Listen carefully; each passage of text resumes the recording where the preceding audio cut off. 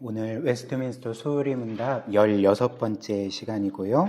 오늘은 32문과 33문을 함께 살펴보도록 하겠습니다. 일단 우리가 진도를 나가기 전에 지난 시간에 배운 말씀을 잠시 요약하면 좋겠는데요. 지난 시간 우리가 배운 말씀은 하나님의 유효적인 부르심, 좀 말이 어려운데 이제 풀어 말씀드리면 하나님의 결코 실패가 없는 부르심, 그래서 반드시 우리를 구원하시고 영화로운 자리까지 인도하시는 그 하나님의 결코 실패가 없고 또 중단이 없는 부르심에 대해서 살펴보았죠. 그래서 성경은 우리의 구원과 관련해서 우리가 예수 그리스도를 믿을 때 구원을 받는다 그렇게 말하지만 이것이 전부가 아니라고 말합니다.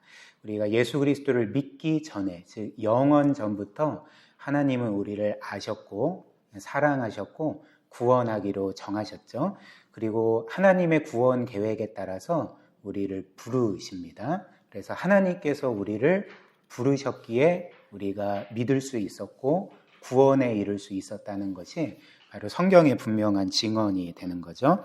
그래서 다시 정리를 드리자면 우리가 믿었기 때문에 하나님이 우리를 부르신 것이 아니라 하나님이 우리를 부르셨기 때문에 우리가 믿을 수가 있었고 구원을 받을 수가 있었다는 거죠. 그리고 이런 하나님의 유효적인 부르심, 결코 실패가 없는 이 부르심은 단지 그냥 우리를 부르시는 것에 끝나지 않습니다. 즉 복음으로 우리를 초청하시고 우리를 너는 복음을 믿으라라고 이렇게 부르시는 정도로 끝나지 않습니다. 왜냐하면 하나님께서 우리를 부르시는 것이 단지 그냥 복음을 들려주시는 것이라면 사실 에베소서 2장이 우리에게 알려주는 것처럼 이 세상 모든 사람, 아담 이후의 모든 사람들은 죄로 인해서 영적으로 죽었기 때문에 그 하나님의 부르심에 대해서 결코 반응할 수 없기 때문에 그렇습니다.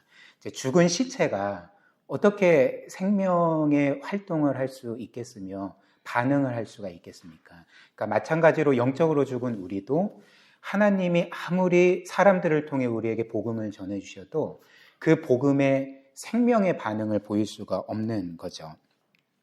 그렇다면 하나님의 이 유효적인 부르심은 어떤 것인가? 우리로 하여금 복음을 듣게 하실 뿐만 아니라 그 복음의 생명으로 반응하도록 우리의 영혼을 살리시는 거죠. 우리를 거듭나게 하시는 것이 하나님의 유효적인 부르심의 또 다른 측면인 것입니다.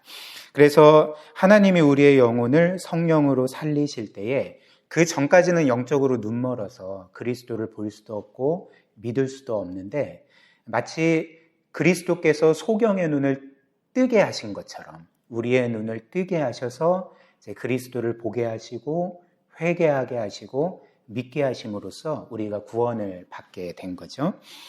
그래서 이것이 바로 우리가 과거에 복음을 들었을 때에 그리스도를 믿은 유일한 이유입니다. 복음은 모든 사람들에게 전해지는데 사실 어떤 이들은 복음을 들었어도 믿지 않고 우리는 믿지 않았습니까? 그렇다면 우리는 믿고 믿지 않는 사람들은 믿지 않은 이유가 무엇일까? 사람들은 쉽게 이렇게 생각을 합니다. 내가 혹은 이제 믿는 사람들이 믿지 않는 사람들보다 더 영적이거나 지적이거나 뭔가 신을 찾는 사람들이기 때문에 믿었다라고 단순하게 생각을 할 것입니다. 결코 그렇지 않습니다. 제가 말씀드린 것처럼 모든 사람은 이후에 믿은 사람들을 포함해서 모든 사람들은 원래 죄로 인해 영적으로 죽었던 사람입니다. 에베소서 2장 말씀처럼 우리 또한 육신과 마음이 원하는 대로 하여 하나님의 진노를 사는 하나님의 원수이지 않았습니까? 그렇다면 우리가 그리스도를 믿은 이유가 무엇일까요? 다른 이들도 똑같이 복음을 들었는데 그들은 믿지 않고 우리는 믿은 이유가 무엇이겠습니까? 우리가 그들보다 낫기 때문이 아니라 하나님이 그분의 놀라운 은혜로 우리의 영혼을 살리셨기 때문에 그런 거죠. 그렇기 때문에 우리는 구원에 있어서 그 어떤 것도 자랑할 수가 없고요. 그리고 하나님께만 영광을 돌리게 되고요. 또 우리는 믿지 않는 사람들에 대해서 어떤 영적 우월감, 어떤 우월감도 가질 수가 없는 거죠. 왜냐하면 우리는 우리가 나았기 때문에 구원받은 게 아니라 하나님의 은혜로 구원받았기 때문에 이제 그렇습니다. 그래서 이런 영적인 우월감은 사실 우리가 이 복음을 온전히 믿지 않는다는 것을 보여주는 거죠. 복음을 진짜 믿는다면 우리는 그 누구에게도 우월감을 가질 수 없고 늘 하나님과 사람 앞에서 겸손하게, 그러나 하나님의 사랑을 확신하며 기쁨과 감사함으로 그 하나님의 영광을 위해서 살아갈 수가 있는 것입니다. 오늘 이어서 웨스트민스터 소요리 문답 32문입니다. 제가 질문을 읽고 답을 같이 읽도록 하겠습니다. 질문: 하나님의 유효적인 부르심을 받은 자들은 그들의 삶에서 어떤 유익을 얻습니까? 답: 하나님의 유효적인 부르심을 받은 자들은 칭의, 즉 우리를 의롭다 하심, 양자됨, 우리를 입양하심, 성화, 그리스도를 계속 닮아 거룩하게 됨, 그리고 이 모든 것과 동반되어 나오는 여러 유익을 얻습니다. 그래서 이 소요리 문답 32문도 유효적인 부르심에 대해서 우리에게 알려주는데, 특별히 하나님이 우리를 부르실 때에 이제 그 결과가 뭔가를 말해주죠. 그래서 그 결과는 우리가 하나님께 의롭다 하심을 받고 그분의 자녀로 입양되고 더 나아가 이후에 그리스도를 닮아서 계속 성화되는 것, 이것을 우리가 받게 된다, 이렇게 정리를 해놨습니다. 그래서 이를 잘 보여주는 말씀이 로마서 8장 29절 30절인데요. 제가 읽어드리겠습니다. 하나님이 미리 아신 자들을 또한 그 아들의 형상을 본받게 하기 위하여 미리 정하셨으니 이는 그로 많은 형제 중에서 맏아들이 되게 하려 하심이니라. 또 미리 정하신 그들을 또한 부르시고 부르신 그들을 또한 의롭다 하시고 의롭다 하신 그들을 또한 영화롭게 하셨느니라. 그래서 하나님께서 부르셨을 때에 이제 그 결과로 부르신 자들을 의롭다 하시고 의롭다 하신 자들을 이제 영화롭게 하시는 이런 유익들을 얻게 되는 거죠. 그래서 우리는 이 로마서 8장 29절 30절 두 절의 말씀에서 그 몇 가지 사실을 깨닫게 됩니다. 첫 번째는 하나님께서 부르신 모든 자들은 한 사람도 예외 없이 그들이 모두, 우리 모두가 영화롭게 될 때까지 하나님께서 그 인생을 붙드시고 인도하신다는 것을 우리가 먼저 알게 되죠. 왜냐하면 하나님이 부르신 자들을 한 사람도 예외 없이 다 의롭다 하시고 의롭다 하신 자들을 한 사람도 예외 없이 다 영화롭게, 즉 구원의 끝까지 인도하시기 때문에 우리는 하나님이 한번 부르시면 이제 끝까지 책임지신다, 끝까지 구원하신다, 우리의 삶에서 구원의 탈락이란 없다, 이것을 이제 깨닫게 되는 거죠. 그리고 두 번째 사실은 그럼으로써 하나님께서 부르신 자들은 반드시 그리스도를 믿게 됩니다. 실패 없이. 하나님이 유효적으로 부르셨는데 그 부르심을 거부하고 그리스도를 불신하는 일은 일어나지 않습니다. 부르신 그들이 다 그리스도를 믿고 의롭다함을 받고 의롭다함을 받은 그들이 또한 성화의 과정을 거쳐서 영화롭게 되기까지 하나님께서 반드시 그 구원을 이루신다, 이것을 우리가 알게 되죠. 그래서 우리에게 확정된 것은 무엇입니까? 오늘 말씀처럼 우리는 영화롭게 될 것입니다. 지금은 우리 안에 여전히 죄가 남아있고 우리의 삶이 불완전하고 때때로 넘어지고 쓰러지지만 그럼에도 불구하고 우리의 결론은 영광이라는 거죠. 그리스도를 닮은 영화로운 존재가 될 것입니다. 이것이 이 말씀이 우리에게 약속하는 바죠. 그리고 마지막 세 번째 사실은 또 이것입니다. 지금 30절 말씀을 보면 부르신 그들을 의롭다 하시고 의롭다 하신 그들을 영화롭게 하셨느니라. 즉 이 30절에는 하나님의 부르심과 의롭게 하심과 영화롭게 하심, 이 세 가지만 있지 않습니까? 근데 웨스트민스터 소요리 문답의 이 유효적인 부르심의 유익은 의롭다 하심뿐만 아니라 우리가 하나님의 자녀로 입양되고 또 우리가 그리스도를 닮아 성화되는 것이 포함된다, 이렇게 말하고 있지 않습니까? 그렇다면 이 하나님의 자녀되는 것과 우리가 성화되는 것은 어디에 있는가? 29절에 있는 거죠. 그러니까 29절을 보면 이런 말씀이 있지 않습니까? 우리를 정하셨는데 어떻게 정하셨냐면, 무엇을 위해 정하셨냐면 그 아들의 형상을 본받게 하기 위하여. 이것은 뭘 의미합니까? 우리가 그리스도를 계속 닮아감으로 성화되는 것을 의미하겠죠. 그리고 후반절 보면 그로, 즉 예수 그리스도로 많은 형제 중에서 맏아들이 되게 하려 하심이라. 예수님이 우리의 맏아들이라는 것, 맏형이라는 것은 우리는 그러면 뭐라는 것입니까? 그리스도의 동생일 뿐만 아니라 하나님의 자녀라는 것을 의미하는 거죠.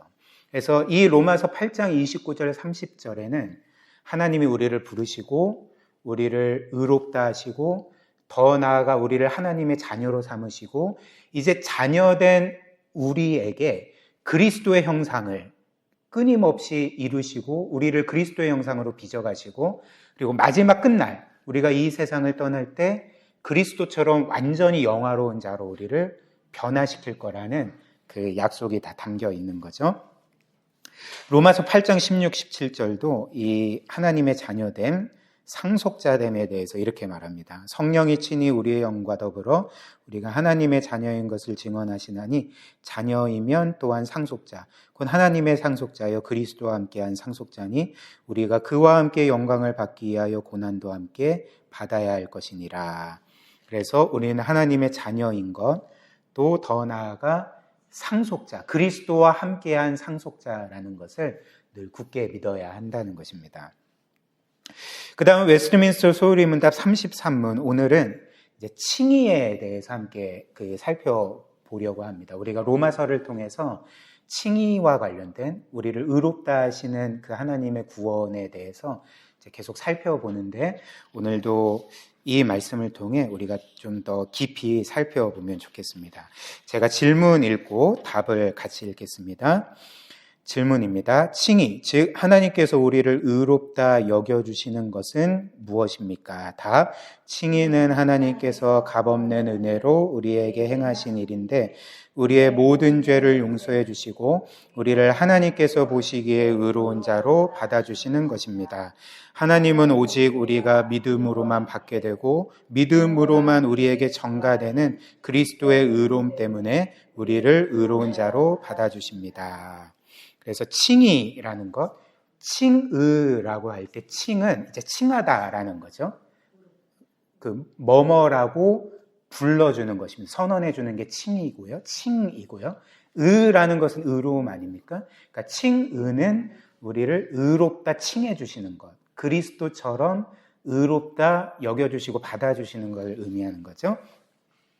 그래서 칭의를 가장 선명하게 우리에게 설명해주는 말씀이 우리가 그 로마서를 살펴보면서 함께 또 살펴보았던 이 3장 말씀입니다. 로마서 3장 20절에서 28절 말씀 우리가 한 구절 한 구절 다시 한번 좀 살펴보면 좋겠습니다. 일단 20절 말씀 보십시오. 그러므로 율법의 행위로 그의 앞에 의롭다 하심을 얻을 육체가 없나니 율법으로는 죄를 깨달음이니라.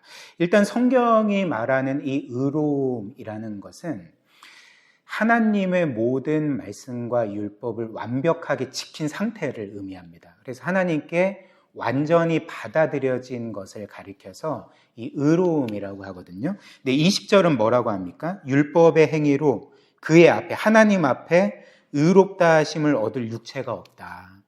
여기에서 율법의 행위는 무엇이냐면 우리가 율법을 지키는 것을 의미하죠. 그러니까 율법을 지킴으로써는 누구도 하나님께 의롭다 함을 받을 수가 없다는 거죠. 왜 그럴까요? 왜냐하면 우리는 이미 모든 율법을 깨뜨렸고 그리고 앞으로도 모든 율법을 온전히 지킬 가망성이 제로이기 때문에 그런 거죠. 그렇기 때문에 율법의 행위로는 하나님 앞에 의롭다 하심을 받을 육체가 없다, 인생이 없다 이렇게 말합니다. 21절, 그래서 우리는 모두 하나님의 심판 아래에 있고요. 21절 이어서 이렇게 말합니다. 그러나 이제는 율법 외에 하나님의 한 의가 나타났으니 율법과 선지자들에게 증거를 받은 것이라. 일단 율법 외에 하나님의 한 의가 나타났는데 이 율법 외라는 것은 율법과 상관없이라는 의미거든요. 즉 우리가 율법을 지키지 않아도 라는 의미입니다. 즉 율법을 지키지 않아도 받을 수 있는 하나님의 의로움이 우리에게 나타났다. 즉 우리가 율법을 지키지 않아도 하나님께서 우리를 의롭다 여겨주시는 한 길을 열어주셨다. 이렇게 말씀을 하는 거죠. 근데 이 길이 이제 율법과 선지자들에게 증거를 받았다. 이렇게 말하거든요. 여기에서 율법과 선지자는 구약 성경을 의미합니다. 모세오경과 그 구약의 모든 성경을 가리켜서 율법과 선지자라고 말하거든요. 그러니까 이렇게 우리가 율법의 행위가 아니라 뭔가 이후에 나오겠지만 어떤 방법으로 하나님께 의롭다함을 받는 것이 이미 구약에 예언되어 있었다는 거죠. 그렇다면 그 방법이 무엇이겠습니까? 율법 없이, 율법의 행위 없이 의롭다함을 받는 방법. 22절입니다. 곧 예수 그리스도를 믿음으로 말미암아 모든 믿는 자에게 미치는 하나님의 은이 차별이 없느니라. 율법 없이 하나님께 의롭다함을 받는 길이 무엇입니까? 예수 그리스도를 믿음으로. 그래서 그리스도를 믿을 때에 하나님은 믿는 모든 자에게 하나님의 의를 주신다. 그리스도의 의로움을 주셔서 우리를 의롭다 선언해 주신다. 이게 이제 우리가 받은 구원인 거죠. 그리고 그 이후에 이렇게 말하죠. 하나님의 은이 차별이 없다. 차별이 없느니라. 이렇게 말합니다. 차별이 없다는 것은 뭘 의미합니까? 그리스도를 믿는다면 그가 최악의 죄인이든지 아니면 뭐 괜찮게 산 사람이든지 간에 차별이 없다는 거죠. 더 훌륭하게 산 사람은 더 큰 의로움을 주시고 그렇지 못한 사람에게는 그보다 좀 작은 의로움을 주시는 이런 게 아니라는 것입니다. 그러니까 차별이 없다는 거죠. 왜 차별이 없을까요? 우리의 행위에 달린 것이 아니기 때문에 율법의 행위로 말미암은 것이 아니라 오직 이후에 나오겠지만 그리스도의 행위로 말미암아 우리가 의롭다함을 받기 때문에 여기에는 차별이 없는 것입니다. 여러분들 한번 생각을 해보십시오. 저나 여러분들이나 그리스도를 믿고 의롭다함을 받지 않았습니까? 근데 보통 사람들은 진짜 본능적으로 이렇게 생각합니다. 아, 그래도 목사님이 우리보다 더 의롭겠지. 이렇게 생각을 하는 경향이 크거든요. 요즘에는 목사가 하도 욕을 많이 먹어서 이제 그런 사람들이 뭐 상대적으로 적을 수 있지만 옛날에는 그렇게 생각하지 않았습니까? 근데 제가 그리스도를 믿었을 때, 여러분들도 그리스도를 믿었을 때 제가 더 여러분들보다 의롭습니까? 아닙니다. 우리는 똑같이 그리스도의 의로움으로 의롭다함을 받았기 때문에 저나 여러분들이나 하나님께는 동일한 의로운 자로 이렇게 받아들여진 거죠. 그러니까 우리의 의가 아니라 그리스도의 의로움 때문에 그렇다는 거죠. 그리고 23절 이어서 모든 사람이 죄를 범하였음에 하나님의 영광에 이르지 못하더니, 즉 앞에 나온 말씀처럼 우리 모두가 이미 죄를 짓고 율법의 모든 것들을 깨트렸기 때문에 사실 우리는 하나님의 영광에 이르지 못하는 사람이었습니다. 하나님께 나아갈 수 없는 사람들이었던 거죠. 근데 24절 이어서 또 말합니다. 그리스도 예수 안에 있는 속량, 즉 이 속량이라는 것은 구속이라는 말입니다. 이 구속으로 말미암아 하나님의 은혜로 값없이 의롭다 하심을 얻은 자 되었느니라. 우리가 하나님께 온전히 율법을 지킨 적이 한 번도 없고 모든 율법을 깨트렸고 일한 것이 없지만 하나님께서는 마치 모든 율법을 지킨 자처럼 우리를 그렇게 의롭다 여겨주시는 거죠. 무엇 때문입니까? 그리스도 예수 안에 있는 구속 때문에, 그리스도께서 우리를 위해 이루신 일 때문에 그런 거죠. 그래서 이 의로움을 뭐라고 말합니까? 하나님의 은혜, 또 값없이 받은 것, 이렇게 말을 하는 거죠. 그래서 죄송합니다. 그래서 사실 하나님께서 죄인인 우리를 의롭다 선언을 해주셨지만 사실 성경에 따르면 이런 말씀이 있거든요. 그 잠언 17장 15절에 보면 그 하나님께서 가증스럽고 미워하시는 한 일에 대해서 이렇게 말합니다. 악인을 의롭다 하고 의인을 악하다 하는 이 두 사람은 다 여호와께 미움을 받느니라. 그러니까 악인에 대해서 너는 의인이구나. 그리고 의인에 대해서는 너는 악한 자라구나. 이렇게 말하는 사람이 있다면 하나님은 그를 미워하신다는 거죠. 가증스럽게 여기신다는 것입니다. 뭐 맞지 않습니까? 그렇죠? 우리가 이 세상에 뭔가 굉장히 흉악한 죄인, 범죄자를 향해서 저 사람은 정말 진짜 의인이야 라고 말하면 사람들의 비난을 받지 않겠습니까? 근데 사실 이 일을 우리에게 행하신 분이 누구인지 아십니까? 하나님이신 거죠. 지금 여기 보면 하나님은 너희가 죄인을 의롭다라고 말하면 내가 너를 미워하겠다 말씀하셨는데, 그런데 아이러니하게도 하나님이 죄인인 우리를 의롭다 선언해 주신 거죠. 그러니까 하나님은 어떤 면에서 자기 모순적인 일을 행하신 것입니다. 자기가 미워하는 일을 기쁨으로 행하셨다는 거죠. 그렇다면 하나님은 그분이 이렇게 미워하시고 가증스럽게 여기시는 일을 어떻게 행하셨을까? 25절, 26절 한번 보십시오. 이 예수를 하나님이 그의 피로써 믿음으로 말미암는 화목제물로 세우셨으니 이는 하나님께서 길이 참으시는 중에 전에 지은 죄를 간과하심으로 자기의 의로우심을 나타내려 하심이니 곧 이때에 자기의 의로우심을 나타내사 자기도 의로우시며 또한 예수 믿는 자를 의롭다 하려 하심이니라. 하나님이 죄인인 우리를 의롭다 하셔도 그것 자체가 가증스럽지 않은 이유, 불의하지 않은 이유가 무엇입니까? 하나님께서 우리의 죄값을 공정하게 치르셨기 때문에 그런 거죠. 25절처럼 그 하나님께서 그분의 외아들 예수 그리스도를 우리를 위한 화목제물로 내어주셨고 그 피로 우리의 모든 죄를 대속하셨기 때문에 그 아들을 우리 대신 심판하심으로 공의를 이루셨기 때문에 하나님은 그리스도께서 행하신 일로 인해서 죄인인 우리를 의롭다 선언하시는 게 불의한 일이 아니라는 거죠. 가증스러운 일이 아니라는 거죠. 그래서 하나님은 이런 이유로 25절처럼 우리의 죄를 간과하실 수가 있었습니다. 전에 지은 죄를 간과하셨다 말하는데 그 하나님이 어떻게 그 죄를 그냥 눈 감아 주실 수 있겠습니까? 여기에서 간과하다는 것은 영어 성경에 패스오버라고 번역되어 있거든요. 그냥 건너뛴 거죠. 그냥 눈 감아 준 거죠. 없던 일로 해준 거잖아요. 이거는 그 자체로는 불의한 일입니다. 근데 이게 불의한 일이 되지 않는 이유가 무엇일까요? 그리스도께서 우리 대신 값을 치르셨기 때문에, 하나님이 그리스도를 벌하심으로 공의를 이루셨기 때문에 하나님은 우리의 과거의 죄를 넘어가실 수가 있었던 거죠. 간과하실 수가 있었던 것입니다. 그래서 그리스도를 믿는 우리를 그리스도가 이루신 모든 일로 인해 의롭다 선언해 주신 거죠. 그러므로 결론은 우리는 자랑할 것이 없습니다. 27, 28절. 그런즉 자랑할 때가 어디 있느냐? 있을 수가 없느니라. 무슨 법으로냐? 행위로냐? 아니라 오직 믿음의 법으로니라. 그러므로 사람이 의롭다 하심을 얻는 것은 율법의 행위에 있지 않고 믿음으로 되는 줄을 우리가 인정하느니라. 이렇게 말하는 거죠. 그래서 정리하자면 이 칭의라는 것은 이제 이렇게 요약할 수 있을 것입니다.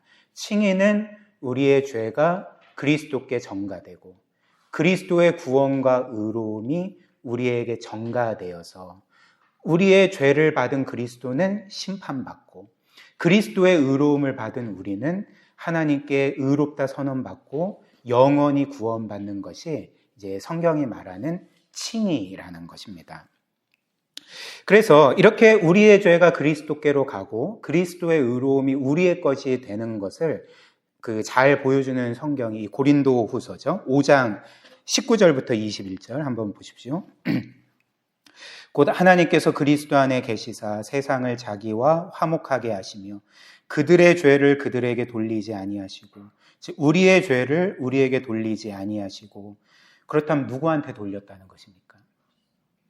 그러니까 우리에게 돌리지 않으셨다는 것은 그냥 죄가 공중에서 그냥 없어져 버린 것이 아니라 그리스도께로 갔다는 것을 의미하는 거죠. 우리의 죄가 그리스도께로 옮겨진 것을 의미하는 것입니다. 그래서 화목하게 하는 말씀을 우리에게 부탁하셨느니라. 그러므로 우리가 그리스도를 대신하여 사신이 되어 하나님이 우리를 통하여 너희를 권면하시는 것 같이 그리스도를 대신하여 간청하노니 너희는 하나님과 화목하라. 여기에서 사도 바울은 우리가 그리스도를 대신하여 너희의 그 사신이 됐다. 복음 전하는 자가 됐다. 뭘 의미합니까? 그리스도를 대신하여라는 것은 뭘 의미합니까? 그러니까 이게 그리스도의 마음이라는 거죠. 그리스도는 우리가 그분을 믿음으로 구원에 이르기를 너무나도 원하셔서 그분을 대신하여 이 세상의 복음 전도자들을 우리에게 보내셔서 그 구원의 메시지를 전하게 하셨다는 것입니다. 그리고 21절, 그래서 하나님이 죄를 알지도 못하신 이를 우리를 대신하여 죄로 삼으신 것은 우리로 하여금 그 안에서 하나님의 의가 되게 하려 하심이라.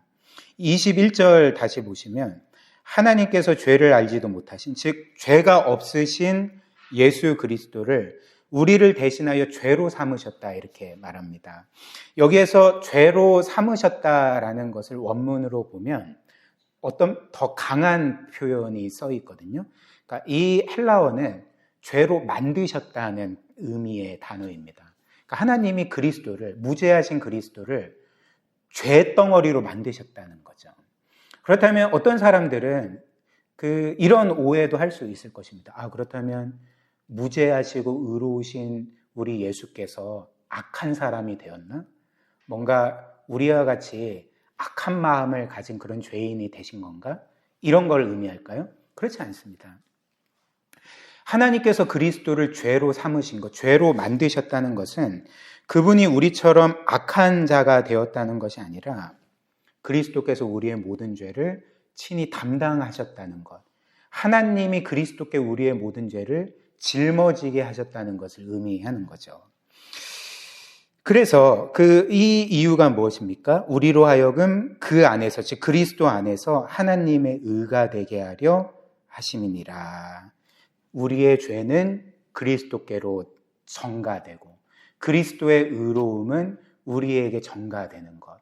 그래서 우리가 그리스도 대신 의롭다 선언을 받게 되는 것. 이것이 21절의 핵심인 거죠. 그래서 고린도전서 1장 30절 말씀이 이렇게 또 말합니다. 이것은 우리 같이 읽어볼까요? 너희는 하나님으로부터 나서 그리스도 예수 안에 있고 예수는 하나님으로부터 나와서 우리에게 지혜와 의로움과 거룩함과 구원함이 되셨습니다. 예수님은 우리에게 지혜와 의로움과 거룩함과 구원함이 되셨습니다. 특별히 예수 그리스도는 우리에게 의로움이 되신 거죠. 예수 그리스도 자체가 우리의 의로움이시라는 것입니다.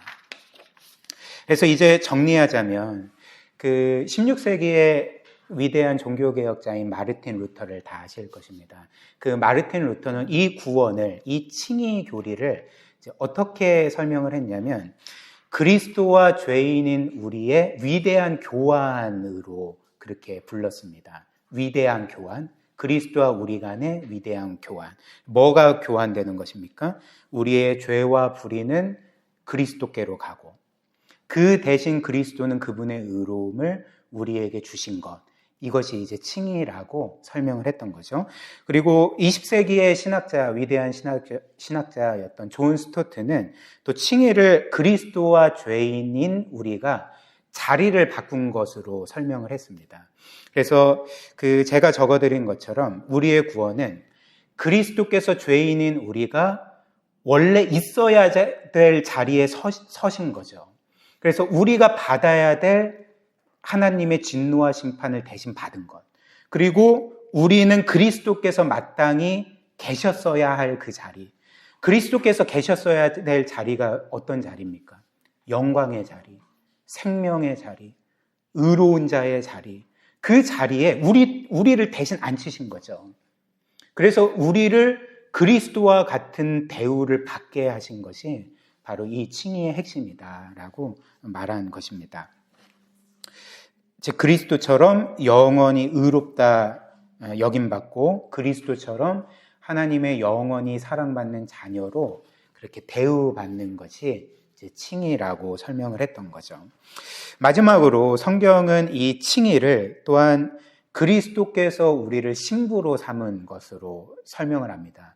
그리스도께서 우리를 구원하신 것을 그리스도께서 우리를 그분의 신부로 삼으신 것으로 설명을 한다는 거죠. 제가 여러 번 설명을 해드렸는데 에베소서 5장 25절 보면 이제 이런 말씀이 있죠. 남편들아 아내 사랑하기를 그리스도께서 교회를 사랑하시고 그 교회를 위하여 자신을 주신같이 하라, 이렇게 말씀을 하는데요. 즉 이 말씀처럼 그리스도는 교회를 어떤 존재로 대하시냐면 신부로 대하신다는 거죠. 그래서 남편이 아내를 사랑하여 자신의 모든 것을 주는 것처럼 그리스도는 우리를 사랑하셔서 그분의 모든 것을 주셨다, 이렇게 말합니다. 이것이 칭의의 핵심을 우리에게 또 보여준다는 거죠. 그래서 우리가 결혼이라는 것을 잠시 생각을 해보면, 결혼이라는 것은 사실 그냥 남자와 여자가 만나서 결혼해서 한 집에 사는 것만을 의미하지는 않습니다. 물론 한 집에 살긴 살죠. 근데 이것보다 훨씬 더 풍성한 의미를 가진 것 아니겠습니까? 결혼이라는 것은 한 집에 살 뿐만 아니라 남편의 모든 것이 아내의 것이 되고 아내의 모든 것이 남편의 것이 되는 것, 평생 그렇게 되는 것이 이 결혼이라는 거죠. 그런데 우리가 결혼해서 배우자의 모든 것이 우리의 것이 될 때에 사실 배우자의 좋은 것만 우리의 것이 되는 것이 아니라 배우자의 나쁜 것도 우리의 것이 되지 않습니까? 예를 들면 이제 이 칭의와 관련해서 설명을 해드리자면, 배우자가 가진 큰 빚도 나와 결혼한 나의 남편이나 아내의 것이 되는 거죠. 그런데 한번 생각을 해봅시다. 어떤 한 빚에 시달리는 파산 위기에 있는 여자와, 죄송합니다, 남자로 할 수도 있는데 여기에서 그리스도가 남자로 나오시기 때문에 이제 제가 편의상 여자로 하겠습니다. 이렇게 빚에 시달리고 파산 직전에 있는 여자가 어떤 한 남자, 자신을 너무나도 지극히 사랑해주는 한 남자와 결혼했다고 해봅시다. 근데 그 남자는 이 여자와는 비교도 할 수 없는 너무나 부유한 사람인 거예요. 거의 진짜 이 세상에서 손꼽히는 재벌이라고 생각을 해봅시다. 그렇다면 그 남자와 여자가 결혼했을 때에 그 여자의 모든 빚은 남자의 것이 되고, 근데 여기에서 끝나지 않고 남자의 모든 것은 여자의 것이 되는 거죠. 그렇다면 이 여자는 더 이상 빚을 진 사람입니까? 아닙니까? 아닙니다.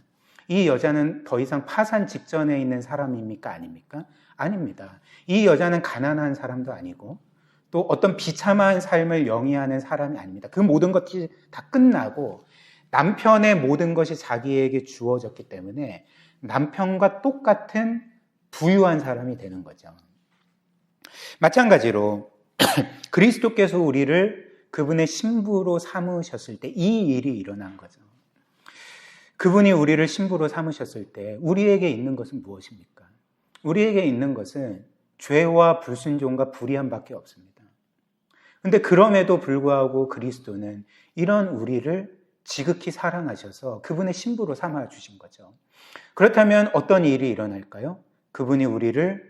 우리가 그분을 믿을 때 그분이 우리를 신부로 삼아주셨고, 그때 우리에게 일어나는 일은 우리의 모든 죄와 불의가 그분께로 전가되고 그분의 모든 구원과 의로움과 영광과 그 영원한 나라와 모든 것이 우리의 것이 되어서 우리는 더 이상 죄인이 아니라 의인이 되고, 우리는 더 이상 하나님의 원수가 아니라 하나님의 자녀가 되고, 우리는 더 이상 어떤 비참한 삶을 살아가는 인생일 뿐이 아니라 우리는 이 세상에서 하나님이 가장 존귀하게 여기고 가장 보석처럼 여기고 가장 높여주신 그런 너무나도 영광스러운 존재가 된다는 것입니다.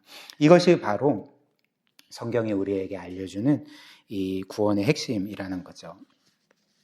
그래서 마지막으로 고린도후서 8장 9절, 우리 주 예수 그리스도의 은혜를 너희가 알거니와 부유하신 이로써 너희를 위하여 가난하게 되심은 그의 가난함으로 말미암아 너희를 부유하게 하려 하심이라, 이렇게 말씀하는 거죠. 마지막 아주 빠르게 두 가지만 적용하고 말씀을 마무리하려고 합니다.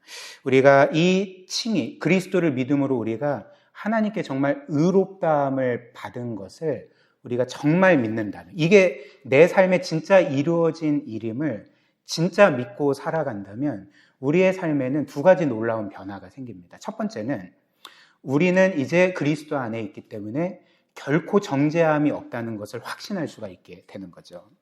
우리는 이미 하나님께 영원히 판결받았습니다. 어떻게 판결받았을까요? 너는 죄인이다. 너는 정죄받는다. 이게 아니라 우리는 의로운 자라라고 이미 하나님의 판결은 영원히 났습니다. 그러므로 우리에게는 그리스도 안에 있는 우리에게는 결코 정죄함이 없는 거죠. 물론 우리가 삶의 고난을 겪을 때가 있습니다. 근데 우리가 자동적으로 내가 뭔가 잘못했나? 하나님이 나를 버리셨나? 나를 정죄하시는 건가? 자연스럽게 이렇게 생각하게 되어 있습니다. 결코 그렇지 않습니다. 그 어떤 고난도 하나님이 우리를 정죄하신 그 표징이 아닌 거죠. 우리를 징계하신 것이 될 수 있고 우리를 연단하시는 것이 될 수 있고 그래서 우리를 그리스도 닮은 모습으로 빚어가시는 것이 될 수 있지만 결코 그게 정죄가 될 수 없다는 것 우리가 믿게 되는 거죠. 그리고 두 번째 마지막으로 우리가 정말 하나님께 영원히 의롭다함을 받고 의로운 자로 영원히 받아들여짐을 우리가 진짜 믿는다면 이제 우리는 우리의 정체성과 삶의 의미와 가치를 이 땅에서 우리가 소유하고 이루는 것에서 찾으려고 하지 않을 것입니다. 사실 이 세상 사람들은 내가 소중한 이유, 내가 가치 있는 이유, 내 삶이 뭔가 그 훌륭한 이유는 내가 얻은 것 때문에 그런 걸 거야. 내가 이룬 것 때문에 그런 걸 거야. 이제 이런 식으로 생각하며 사는 거죠. 그런데 우리가 그리스도의 의로움을 받았고 하나님께서 우리를 그리스도처럼 의로운 자로 영광스러운 자로 영원토록 받아주셨다는 것을 우리가 믿게 될 때 우리의 삶에 일어나는 놀라운 변화가 무엇이겠습니까? 우리는 이제 우리가 소유한 것, 우리가 이루는 것에 따라서 우리의 삶의 가치를 정하지 않는 거죠. 나는 실패한 인생일 뿐이야 라는 말은 결코 신자가 할 수 없는 신자가 할 수 있는 말이 아닙니다. 우리는 모든 것을 가졌고 모든 영광을 얻었고 그리고 그 창조주 하나님의 영원한 사랑을 받는 자입니다. 이것을 기억할 때 우리는 하나님으로 인한 자존감을 누릴 수 있고요. 존귀함을 누릴 수 있고요. 이제는 나를 입증하는 삶이 아니라 이미 입증받았습니다. 그렇기 때문에 하나님을 위한 삶을 살아가게 됩니다. 이런 복음의 자유함이 저와 여러분들에게 있기를 주님의 이름으로 축복합니다.